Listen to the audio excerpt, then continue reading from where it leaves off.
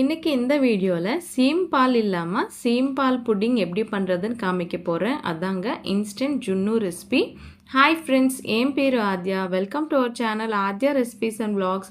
இன்றைக்கி தான் முதல் தடவை நம்ம சேனலை விசிட் பண்ணுறீங்கன்னா ப்ளீஸ் சப்ஸ்கிரைப் பண்ணிவிட்டு பாருங்கள். நிறைய இன்ட்ரெஸ்டிங்கான ரெசிபிஸ் எல்லாம் இருக்கும். இந்த சீம்பால் புட்டிங் பண்ணுறதுக்கு ஒரு 20 நிமிஷம் போதுங்க. சீம்பால் கூட தேவையில்லை. எப்படி பண்ணுறதுன்னு காமிக்கிறேன், நீங்களும் ட்ரை பண்ணுங்கள். இதுக்காக மார்க்கெட்டில் இந்த மாதிரி மில்க் ஜுன்னு பவுடர் என்னது கிடைக்குங்க.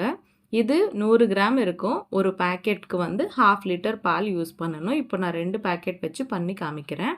இதுக்காக 1 லிட்டர் பச்சை பால் எடுத்துட்டேன். இந்த புட்டிங் பண்ணுறதுக்கு பால் வந்து கொதிக்க வைக்காமலே யூஸ் பண்ணணுங்க. இதுலேயே ஒரு 100 கிராம் அளவுக்கு வெல்லத்தை இந்த மாதிரி நல்லா க்ரஷ் பண்ணிவிட்டு போட்டுக்கலாம். அப்போ தான் நல்லா கரெக்டாக ஈஸியாக மெல்ட் ஆகிடும்.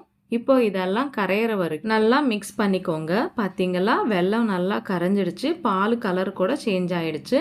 இப்போது நம்ம எடுத்துகிட்ட இந்த இன்ஸ்டன்ட் ஜுன்னு மிக்ஸ் பவுடரை ஒரு பேக்கெட்டாக இந்த மாதிரி போட்டுக்கலாங்க.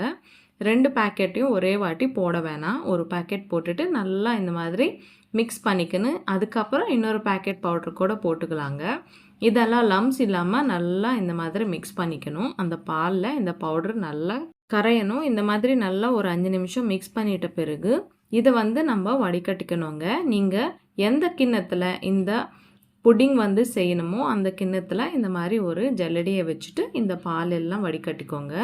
இந்த வெல்லத்தில் ஏதாவது நார் இருந்தால் போயிடும். இப்போ இதுலேயே ஏலக்காய் இருக்கிற உள்ளே இருக்கும்ல அந்த கொட்டை வந்து போட்டுக்கணும்.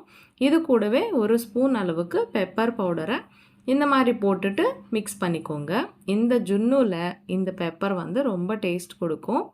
இப்போ ஒரு அகலமாக இருக்கிற கிண்ணத்தில் கொஞ்சம் தண்ணியை ஊற்றிட்டு அந்த தண்ணி நல்லா கொதிக்கும் போது இந்த மாதிரி நடுவில் ஒரு ஸ்டாண்டை போட்டுட்டு இப்போ ப்ரிப்பேர் பண்ணிட்டு வச்சுட்டு இந்த கிண்ணத்தில் மேலே ஒரு மூடி, அதுக்கு மேலே இன்னொரு மூடி, கம்பல்சரி 2 மூடியை நீங்கள் போடணுங்க. இந்த மாதிரி வச்சுட்டு ஒரு 20 நிமிஷம் லோ ஃப்ளேம்லேயே நல்லா ஸ்டீம் பண்ணிக்கோங்க.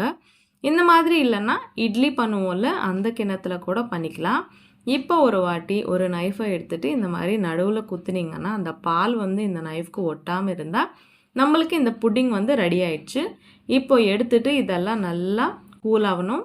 நல்லா ஆறிட்ட பிறகு மூடியை வச்சுட்டு ஃப்ரிட்ஜில் 1 மணி நேரம் விட்டிங்கன்னா நல்லா செட் ஆகிடுங்க.